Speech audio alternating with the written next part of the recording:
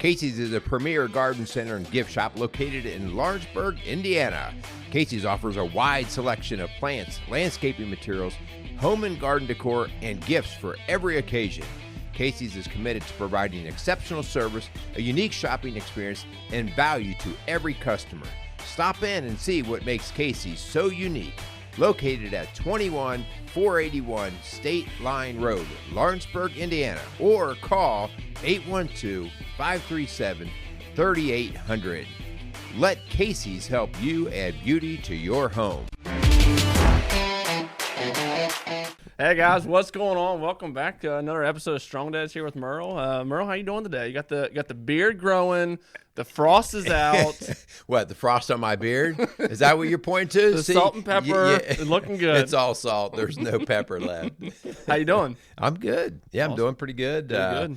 You know, it's moving through the seasons. And, yeah, we're getting cold. They were getting cold. There was frost on the pumpkin. Yeah. Our pumpkins like rotted out. That's what I was just going to say. They're all nasty at the bottom. I went out on the front porch yesterday, and it looks like my pumpkin's peeing because there's like it's all that stuff is running out of it. I'm like, I got to get rid of my pumpkin here. It's nasty. Well, good deal, man. Yeah, I hope you guys are having a good week. Hey, if you haven't had a chance, go check our last 4 shows out. We did a series, When Was the Last Time You Talked To? And then we had 4 guests talking about addiction, talking about homelessness, tragedy, the idea of race, and talking to someone of a different race. Man, it was a great series. I know I learned a lot. Good conversation. Yeah. So yeah, for sure, go check those shows out. Let us know what you think. Put comments in the comment section on YouTube. If you guys are listening to it, man, we really do appreciate you guys listening to those shows. They've been really good. So they have been great, and as you say that, if you guys are out there and you know of somebody who's experiencing something in life that they've got a story, share their information to us because sometimes it's not about just it works both ways. Like those people that were on our show that got to talk, it benefits them because they get to share something that happened to them, and that's why it's really kind of got an emotional connection for them. But they're using it to hopefully better the rest of us with that story. So if there's a story to be told, share that with us, and we'll see what we can do to turn it into a show. I like it. Well, today it's just it's you and me. We got boring. We got to carry the load here. So, with that in mind, as we turn into today's topic, today's show, man, Merle, I got a question for you. I'll probably get this one wrong again. Do you like going to church? Did you get in trouble or something over the weekend? And I like going to church? Do you like going to church? Oh, see, the fact that I even have to delay and think about that probably tells you. Got to take a big swig of coffee first. Yeah, that's funny. The fact that I have to delay to answer you. Mm-hmm. So, I will say that these days, I'm good with church. I'm good with going to church. I actually, like if Linda's traveling or something and she's going to be gone for a weekend, I will still get up and go to church. I'll make sure the kids get up. So there's part obligation there, like I need to do this. But I also, I think there's a lot of benefit there for me. Mm-hmm. So but I'm also 58 years old and I'm at a different place. I will tell you probably up into really 30s, even early 40s, it was I have to go to church, not I want to go to church. Mm-hmm. And a lot of times I didn't go to church, especially in my 20s and 30s. It was like, oh, you know what, it's a beautiful day. I'm going for a bike ride, or I'm going to go play golf, or I'm going to do a project. That was my next question. I was going to see how much hesitation. I said, do you like mountain biking? I do love mountain biking. See, there's no hesitation there, Merle. Wow. Okay, so you just revealed my less than. Anyway, moving on. Our sponsors for the day. So the fact that you asked me, what about you? Do you like going to church? Well, you see, how come you're hesitating? Wow, I know. We both. Jesus, please forgive us. If you didn't know this by now, guys, you were talking and listening to two sinful, broken men here. Okay? Less than perfect, that's for sure. No, I think I was kind of telling you at the beginning of the show. I think I go through these seasons throughout. Whether it's a week-long season, whether it's a couple months, whether it's a whole year, whatever the case may be. I go through these seasons where sometimes I'm like, all right, I'm okay with church. I'm good with church, and then other times I'm like, man, I'm just not feeling it. I'm really sad I have to work today, right? And I don't know where that really stems from. And hopefully today we'll kind of bring to light some of the stuff that men are thinking. But yeah, I would say I go through these seasons where sometimes I'm like, all right, church is good. I'm good with it, and other times no. So you're pretty much bipolar with church, right? Yeah, I as you say that, I'm like, yeah, I get that. Like sometimes I can get fired up and kind of excited. Sometimes I'm like, oh, okay, we have to go to church. Well, and part of the season sometimes maybe it's the series that the church is doing. Maybe I'm like, all right, this series is pretty legit. I want to make sure I'm there. I'm tuned in. And other times this series doesn't really fit with what I like, or the season in my personal life. I'm just like, I'm just going to check out, and church isn't really. And when I'm in that darker season, is what I'll call that darker season, I nitpick everything. Yeah. Like, man, that music just wasn't worth it today. Yeah. Or did you see so and so? I mean, like, really, is that guy really got to do that at church? They're gonna let their kids just talk the whole daggone time. Good night. Exactly. So when I'm in the dark, I'm really looking for anything and everything as a reason for why I should stay in the dark. And when I'm like fired up, you got something good is going on or whatever. Like you don't see any of that. That person's still there. That person's still annoying, but you don't seem to see it. So I think the problem really lies within my head and not outside of my head. I'm sure we'll get into that a little bit more. So here's why we're going to go through this topic today. So we've kind of titled this, I Really Don't Like Church is the title. And we want to be careful here because we might get a lot of guys out there that say, yeah, I'm right with you. Yep. But there's some really crazy statistics out there that make it should grab every one of us men. And let's hit some of these statistics, and then we'll go through. We'll thank our sponsors and stuff, and then we'll start to unpack some of this. All right. Okay, I like it. So this was some research by the Lifeway Group, and listen to this. Besides Christmas and Easter, the most well-attended church service is Mother's Day. Wow. Okay. So behind the Creasters, behind the Creasters, the next most attended. Wow. All right. Guess what day is one of the poorest attended? Well, I know this from personal experience. Father's Day. Father's Day. Wow. Father's Day. Now, I mean, that is, to me, like, that made me go, I kind of like went, oh yeah, I get it. But then I was like, oh wow, that really reveals quite a bit about like, so when we ask Mom on Mother's Day, hey Mom, what do you want to do? Hey, can we go to church together and maybe then we'll have lunch, whatever, blah, blah, blah. And when you ask Dad, hey Dad, it's Father's Day coming up. What do you want to do? I want to go fishing. I want to go play golf. I want to go, and church is not even there, right? So it kind of reveals I'm guilty of that one. Well, it reveals a little bit like we need to ask the why, right? But before we get into the why, let's boil this down. Strong dads exist because we think us men have purpose in raising our kids and the next generation. It goes beyond our thinking because we can back it up with heavy-duty facts and statistics about what men do to play into the quality of the next generation, all right? And so when we look at this, like when so goes, or where the man goes, so goes the family, so goes the culture. If the man drifts, the culture will drift, right? And so there's all kinds of statistics to back that up. Here's a couple of them, just as a reminder. We've read these kinds of things before. Let's see. If a father does not go to church, even if his wife does, only one child in 50 will become a regular worshiper. Wow. If a father does go regularly, regardless of what the mother does, between 2/3 and 3/4 of their children will attend church as adults. If a father attends church irregularly, between 1/2 and 2/3 of their kids will attend church with some regularity. Okay. If a mother does not go to church, but a father does, a minimum of 2/3 of the children will end up attending church.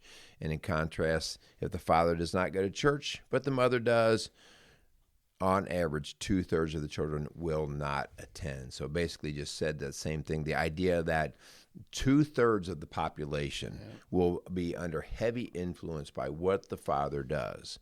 And, if we believe that there is, that we are guided and driven and purposed by God, then we're dropping the ball when we don't have a connection to God. And let's be really clear here. We're not saying that church is God. Yep. We're not saying that at all. And that's what men will go to right away. Like, yeah, I believe in God, but like I don't fit in church, or I don't like to go to church. So, but let's be careful, because church is a large vehicle to show our kids God, to give him the lessons of, to teach, to show his way. So it's a huge vehicle, and if we dismiss that vehicle, that tool, we lose a great opportunity to teach our kids. Yep. But also, I think it's important to make the note that, even with these statistics, talking about the importance of the dad being, involved in the faith walk for our kids, I also think it's important to know we can't dismiss the mom, right? We talk all the time about the roles that both the dad and the mom play in the lives of our kids, and this is no different. So by all means, should it take a mom and a dad, or husband and wife, to encourage and to instill that faith in our kids? I believe that to my core. I think just this is where we kind of take a step back and realize that God calls men to be spiritual leaders. Yeah. And I'm not good at this. Is something I struggle with, because a lot of times Jen will be the first one to be like, all right, it's dinner time. Who's praying tonight? Right. And she'll bring that idea of the spiritual aspect up in our house. But I think at the end of the day, like, because I think if you put all the burden on yourself, that it's solely your responsibility to ensure that your kids are going to church, I think that's a heavy burden to put on guys. I'm not saying it shouldn't be placed there, but I think knowing how I am sometimes, it's like, all right, well, if things are really hard, I'm just going to take a step back, right? I'm not going to dive deeper into the hard stuff. So I think it's important to look at the statistics and know that they are there, but also realize that it takes two of you. It's going to take your husband. It's going to take you and your wife to ensure that your kids have a faith. Yeah, there's no doubt. I mean, working the two together, then the whole house is kind of in the same vein on how they're operating and believing. And so it definitely takes a two. But I think the one thing here is, as men have left the church, or even the God belief, women have carried this weight. Yep. And it especially does not trickle down well to their sons. Their sons tend to, even more than their daughters, tend to fade away, or like, well, dad doesn't do it, I'm not doing it. Yep. So there's a whole lot of connection there, and moms are carrying the weight much greater than the men. So anyway, let's talk about, like, well, where do we go from there? Let's thank a few people first. So I want to thank the Kreimer's Beer House for sponsoring Strong Dads. We want to thank Mark and his crew for all the work they do, and just for the contribution that they give to Strong Dads and to Rock Solid Families. So especially as you're coming into the eat season of the holidays and you're looking for a place to go down to Kreimer's Beer House on 128 outside of Cleves, Ohio, for a great meal and a great setting. Awesome. Yep. Thanks so much for Casey Outdoor Solutions for coming alongside of Strong Dads, supporting what we do. Really appreciate those guys. I know if you're driving anywhere close to State Line Road, you see that big old sign, the Casey's Outdoor Solutions. Go up there in Lawrenceburg, Indiana, check them out. Let them know that Strong Dads sent you down there. And, I really do appreciate them for coming alongside of us. Very good. All right. So let's talk first. Like, we just talked about why it's so important that men are at the forefront of leading their families. I mean, if we're going to talk about generational impact and helping our families and our kids and stuff. So we know that that's all of the statistics bear out that men need to be leading that charge. But the question has to go, well, why don't they want to do this, right? So let's just kind of reveal this and put a spotlight on what my excuses have been, whether they're real or not. It doesn't matter. Yep. My behavior reflects what I actually believe, okay? Yep. So what are some different reasons that you hear and see guys as to why they don't attend? Well, I'm going to speak from all experience here because this is something I feel a lot. Walking into a church, whether that ranges from when I was younger, almost being my parents say, we're going to church, or now as an adult, like, I honestly feel, sometimes I just feel out of place. I just feel like I don't belong here, right? I've heard there's a cloud over your head as you walk in. I've heard guys say, like the church will burn down if I walk in, right? Yeah. And I think that is again, whether that's a self-induced thought that you have, that you place on yourself, like, I just don't belong here, or if that's actually something that you see evidence of. I think either way, I think it is true. I think guys just sometimes feel like they're just not like, and for me, sometimes I feel like that has been the case in my life, because I feel like sometimes church is very rigid. There's like this like, almost you have to step here and you have to do this. And for me, and I think most men, call me whatever. You've called me a Mustang before. Wow, Mustang before, right? I think sometimes church it just doesn't jive very well, and I think it all goes back to that, just not feeling, you're just kind of like in a you're outside of your little bubble, right? And I think most guys, like, we talk all the time about that comfort and seeking that comfort, and as bad as that is sometimes to always be in that comfortable place, I think it is very true when it comes to conversation of the church. Yeah, so I think those are great points. I think that idea that we don't feel worthy to walk in, and we feel like it's going to fall apart when we're in there. Let's back up for a second. We are generalizing. There are a lot of guys who totally fit in at church, sure, and feel comfortable there. So if you're hearing some of this and you're going like, no, I'm totally comfortable walking in church. Okay. Listen, that we applaud that. That's awesome. But there's at least 50%, if not greater, that don't feel like you do. Yep. Okay. And so, and that is, listen, when you want to grow something, you don't go after the people who already get it. You have to go after the people who are kind of in the middle. You don't even go to the people who reject church completely. That's not who you're going after. You're going after those tweeners, right? Those people who are like, well, I believe in God, but because they have a willingness to at least try to figure this out. And so that's the crowd really that we're speaking to, like the guy, just like you and I, like, I don't know if I always fit in.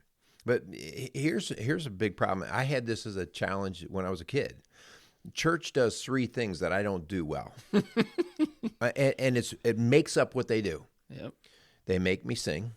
Have you heard me sing? I have not. They make me sing, right? Now, I sing in order to torture my kids in the house. That's one reason why I sing, but I'm not very good at singing. Now, there are guys who are great at singing, and again, I applaud that, but it's not something that I'm very good at. They make me sit. When I sit, I sleep. Those are interchangeable words. Oh, that's not the third thing you do at church is sleep? No, the next one's even harder. So sitting is difficult, right? Not because I don't like to sit. I do like to sit, but it's my next stage before sleeping, okay? And the third thing they make me do, and I will vouch for most every man I know, they make me listen. Us men are not wired to be great listeners. So there's three things that church is based off of right off the get-go that put me in a position where I'm not ready to win. All right. So I don't mind the singing, but man, I need to sing. Like, I can't be singing, we had Kyle Thompson on here, right, with Undaunted Life. Yeah. And he was like, I can't be singing these, like, love songs. Hold me, baby. Yep. He's like, I got to have something like, we're going to the battle kind of thing. We need to do a battle march kind of thing. And the idea of sitting, like he was really good. Kyle was talking about the idea that if you have a men's ministry that is surrounded by a men's breakfast, an occasional thing, men kind of come in, they sit around and they go, okay, it was kind of fun. Like, it was good to see those guys, but we didn't do anything. Mm-hmm.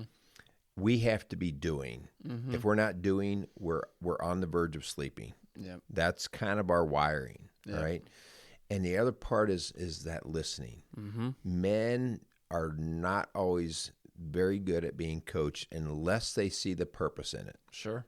Right? Like, you're not going to tell me what to do unless I ask you what to do. I don't take advice. I have a name for those people who walk around giving advice all the time.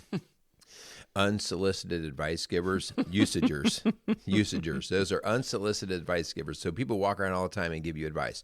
Like, we're giving advice right now on this show, but if you don't like it, turn it off, right? Turn it off. And if I'm in a position where I can't turn it off, it just annoys me. Mm-hmm. So if somebody keeps telling me how I should do something, what I should be doing, if I'm not ready to buy it, it's a total turnoff. Yep. Right? Well, I mean, when you talk about those three things, the singing, the sitting, and the listen, I was just thinking, like, those are all three actions of someone who has to submit to something. Like, the idea, like, when it comes to worship, like, you are submitting that God is bigger than you. When it talks about sitting, I mean, that is a natural stance of someone who is not the alpha dog, right? And then the idea of actually shutting up your trap hole, right? And actually listening to someone else talk, which, again, just like you were saying, I think most guys struggle with that. Yeah. And those three actions, I think it is, like, church almost requires those three things out of you. And that's maybe why it is hard for guys to jump into church and to be all in the church. Again, not that's a very generalized statement, because there are guys who are in the church, which is great.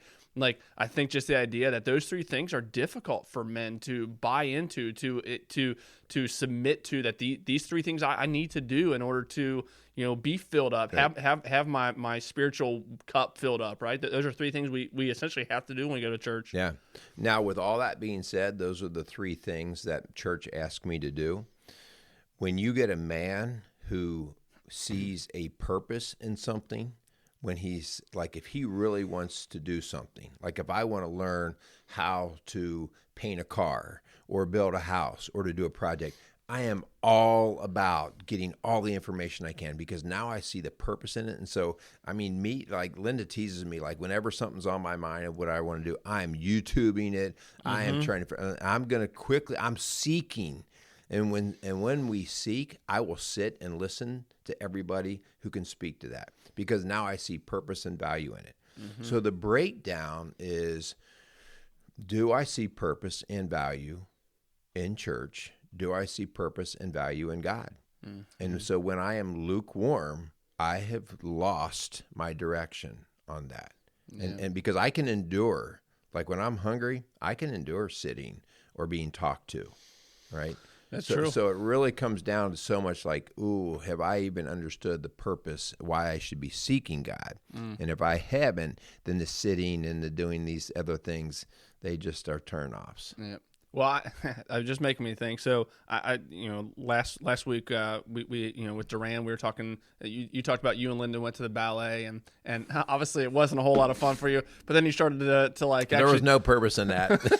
You started to see like the athleticism of the guy, and if I put myself in church, I find myself, so the preacher up there, giving the sermon, right, and I'll be like looking up in the rafters, like, dang, those guys did a really good job. Like, the building, man, them guys are solid. The dudes that built this church are legit, right? And I think that goes to the idea that, man, sometimes church, like, again, not bashing church, because they're and we're going to get into the idea of church, but I think sometimes church almost puts, or men feel like they get put in this box where, again, I have to sing, I have to sit, I have to listen. I'm in my zone here. This is where I'm at. I have to listen to the sermon. And I don't know about you guys, but I struggle with something called ADD, and like my mind goes 1,000 different places, right? I can't tell you the number of times I'm sitting there and the preacher's talking and a baby's crying, and then I'm looking over there, and then all of a sudden someone's phone goes off and I'm looking over there, and then I look up in the rafters. I'm like, man, they mounted that projector like that. That's pretty legit, right? And you get stuck in this idea because that is not what church is about, right? Church is there to get fed, and sometimes it's hard to feel like you're being fed from a place or from a preacher that maybe there is you don't have that connection with, because again, going back to the very first point, you just don't feel like you belong there. And I think it all feeds right into that. Okay, so we're gonna get into the advice part of this, like how we can help us men get through this. But I'm going to challenge the last thing that you said, because I think this is a stumbling block for me, right? You said I go to church to be fed, all right? Now, I'll say yes to that from a lot of my understanding, right? Like what I want, right? But there's actually something greater here, and this is the submission part. For me to go to church, I can't go with the idea that I'm going to be fed. I have to go with the idea that I am serving and submitting and worshiping something greater than me. So that's why singing is hard, because like if I'm totally like believing God is God and I'm not, and all his power, then I'm ready to sing as bad as my voice is, right? Like to just say thank you, thank you, thank you, right? Like, because you're seeing the greatness of that. If I'm not ready to say thank you, thank you, thank you, then I've shut it down right off the get-go. In other words, church is about worship in large part. And so the whole idea that I'm not worshiping something except for myself or, some other, so right off the bat, like our mindset has to be one of submission to God. And that's part of our challenge here. Like from the very get-go, us men have to recognize our place in position to God, relative to God. Yep. And if you are thinking you are your commander in chief, you have it all together, then you're going to have a hard time worshiping, because none of us are going to sit there and start singing to ourselves. I am great. I am wonderful. Yep. See how bad my voice is. None of us are that, much of an idiot. But if I don't really believe that there's somebody else out there to worship, I'm going to be shut down. And that's why the singing is like, my heart's not in it. That's what we'll say. My heart's not in it. Yep. Well, that's because I really don't think that there's something out there bigger for me to worship. So from the get-go, I really have to understand like my position relative to God. And if I think that I'm somewhere equal to God, I will have a hard time worshiping. It'll be phony. Right? Because right away I'm like singing to something I don't really, listen, I'm the one in charge of my life. So a mindset. I think you and I were talking before, man, there's so much of a mindset here.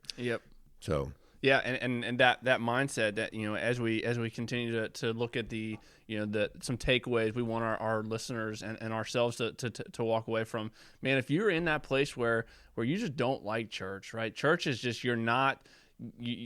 There's some of the stuff we're talking about why men feel out of place at church, man. If some of those things are you, like, man, I think it is a mindset. I think one of two things need to change. I think you need to change your mindset, or you need to change your church, because every church can't be everything to everybody. And so if you are going to a church that you don't have that connection, again, that might just be a mindset where you need to change your mindset. But if you are in a place where the church isn't providing what you think or what you actually need, again, maybe again it might just be a mindset, it might just be you. But there are some churches where you just don't jive well, right? And so if that is you, man, go find other churches. There are hundreds of them out there, right? And I'm not saying you should go church shopping and continue to just look. I mean, at some point there has to be because again, if every church you see is not providing what you want, maybe it's time to look in the mirror. Maybe it's you. You're the one that needs to start to change. But I think it's a change in mindset or a change in church. Yeah, I mean, I think that's perfect. And, we talked about that a little bit with Duran last week about cultural changes. There are certain cultural things that I just don't get. So we talked about celebrate diversity. It's like, well, there's certain things like, I've joked with Linda because our church went through a breakup many years ago about whether we were going to go to contemporary music or stay in the old hymns. And all of the people who were into the contemporary were like, I can't believe these people won't change. I can't believe, and they were bashing primarily a lot of the older folks, right, that didn't quite get it. And I looked at Linda and I'm like, okay, so just to get some understanding, What would you do if the church said, we're going to start playing nothing but hip hop worship music? I'd be out the door, right? Like, because that would become my roadblock. Yep. And so it's like, so we kind of have to know, listen, there are different ways to worship. You do have to find one that fits in with how you are geared. If it becomes such an obstacle that you have a hard time, then, like you said, look for someplace else. Yeah. There's another place offering something, so seek something else out. Yep. I like it. This next one that you had put down, Merle, I think is really, really good. Man, we have to find a church that men can be men, that you can be yourself. And again, that might go to the idea that if you're in a church where you don't feel that that's the case, I think the churches, maybe, again, very generalized statement here, but churches need to do a better job of going after men. And that's not saying it's on the churches to change our mindset. Like, you still have to take ownership for yourself. Absolutely, yeah. But I think there is something there. Again, Kyle Thompson talked about it. Like, churches need to realize that the statistics are true, that men should be your focus. And if your church is not focused on that, maybe it is time to find a different church. But men just need to find a church that is going after them and is giving them the tools and capabilities to lead their family spiritually. I'll go one step farther.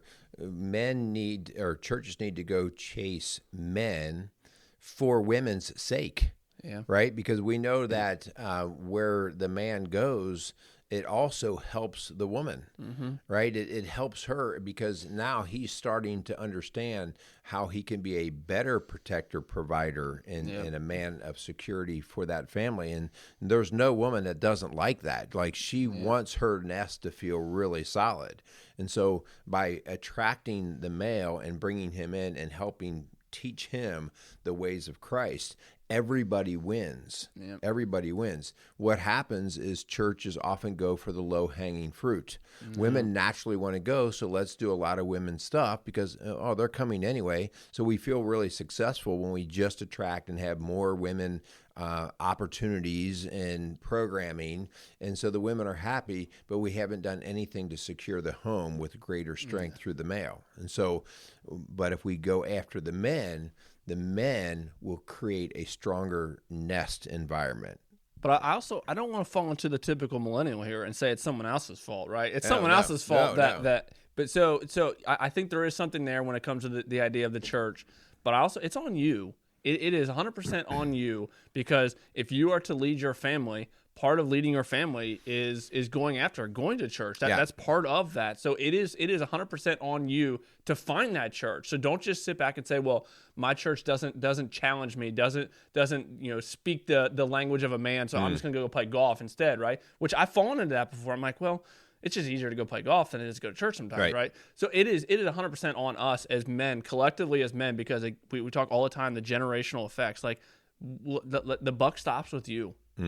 So, man, that is so true. The idea that, I can connect this idea of, honey, I'll go to any church you want. Find a church, I'll go with you, whatever. And that's now me putting the duty on my wife. You know what? If you like a certain church, you just tell me, I'll show up, I'll be there. Versus me going, I really want to seek out a church that works for our family. Me guiding that, because now that shows my wife and my family this is that important to us, and this is how that statistic that we talked about before.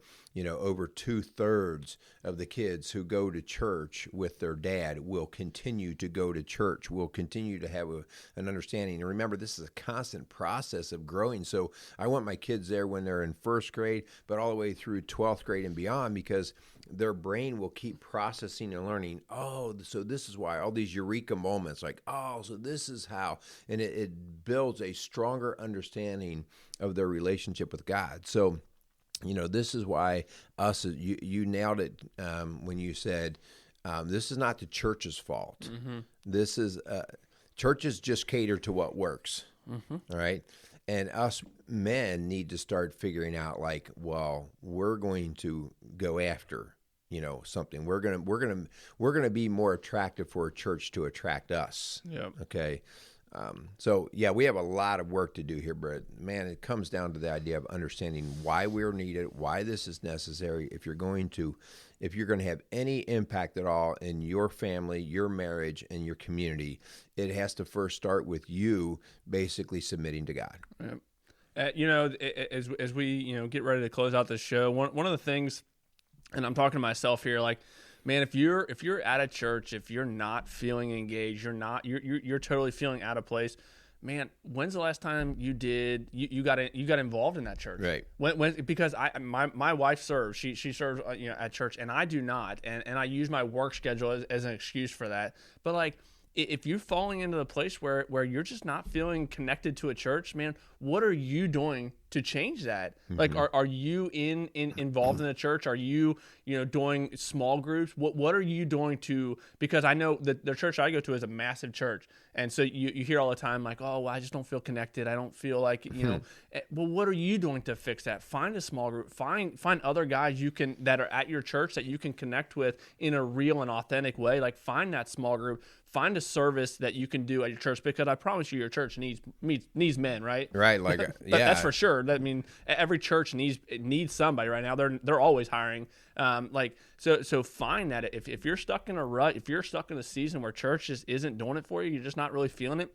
Man, change your mindset. Get involved. Find something that can fulfill you and make church what you want it to be. Yeah, I think it's perfect. And the idea that if you don't see what you want there, something that fits your skill set or your desire, go in and create it. Like, we've seen guys at our church, they're not into the whole church thing, but they love to fix cars. Mm-hmm. So now they've got an entire ministry where on Saturdays they go and they bring in any dude who wants to work on cars. And again, they do it in a way that is honoring God. Yep. And then all of a sudden the mentoringship and the fellowship that goes on while I'm screwing lug nuts on this vehicle here, I'm also connecting to a guy who's helping, or I'm helping get to a different level. So and that ministry, that's multiple churches working together, which is cool, because then it's the big C church, right? It's not just a local church. It's multiple churches working together. Man, it's a ripple effect. Yeah. All right, so we're going to wrap it up. And so the bottom line challenge is this. If you're the guy that says, I believe in God, but I don't like that whole church thing, we get that. We understand that, all right? Yep. That's what our whole show was just about. But that's not where we can let it hang, because we have a greater obligation to our family and to our culture and community than what we want or feel in the moment. And so we're going to challenge you not to just go to any church so that you can just fill a pew. We're going to challenge you to be part of building the community or the church in a way that you can add to it. You've seen value in it. And so this week, as you think about where you are with this, the bottom line, as you said, Kyle, is you have a responsibility here. You can be part of the problem, or you can be part of the solution. Mm-hmm. But if church isn't working for you, our question would be, well, how are you going to start working for church? Yep. How are you going to start working for church? Stop creating the excuses for why things don't work for you. You're adopting a victim mentality, which is the first part of being a loser. Boom. That's just where I feel on that one. Well, I have to work this Sunday, Merle, so I'm not going to church. You're a loser then. You're a loser. Man, that's hurtful words. I was telling you how good your beer was looking this morning. Anyways, we really do appreciate you guys. We got a lot of really good shows out there. I think. Can I stop you? Yeah. Church is not about attending something on a Sunday morning at a certain time, because you just talked about the idea that I have to go to work. I get that. All right. And so we have put church in a box. Church is way bigger than that. Man, right? Yep. It's way bigger than that. So let's not isolate it to the 10 o'clock on Sunday. And if I can't make that, it's way bigger. It's about our service. It's about our obligation and understanding of our connection to God. Yep. And so, just because you're going to go to work on Sunday, okay, that's fine. That's great. But that doesn't mean you can't do church. That's right? true. Good. Yeah, because then it just becomes a box you check. It just, right. I went, man. Yeah. You got this. This week you'll do church. I don't know if it's going to be in a building, but you're going to do church. Smart guy, Merle. Oh, smart smeller. Anyways, we really do appreciate you guys. Share the heck out of our shows. I think for sure our last series we had, in the great words of Merle, has a long shelf life. I think Yeah. you can listen to those shows in 5 years, 10 years down the road. I think they're still going to be applicable to what's going on. I hope in 10 years the idea of strong dads is something that is not needed, because all men are actually just being strong dads, and that's the norm instead of the minority. But man, I hope you guys are having a good week. I hope you guys enjoy what Merle and I come on here and we talk about. If you have any suggestions on shows, reach out. If you're having struggles in your marriage and your personal life, man, reach out to Rock Solid Families. I know that Merle and Linda would love to come alongside of you, and they're obviously trained in it. That they can walk through the steps, and they use the biblical principles to do that. So if you're struggling, man, reach out. I know for sure they would love to talk to you. Yeah, you can get us at rocksolidfamilies.org or 812-576-7625. So we appreciate all you guys out there. We appreciate all of our sponsors and the people who just come alongside and believe that growing family, keeping marriages strong, and being a strong dad is not just important, but it's essential. Mm-hmm. Yep. Hope you guys have a good week. Go out there and be some strong dads.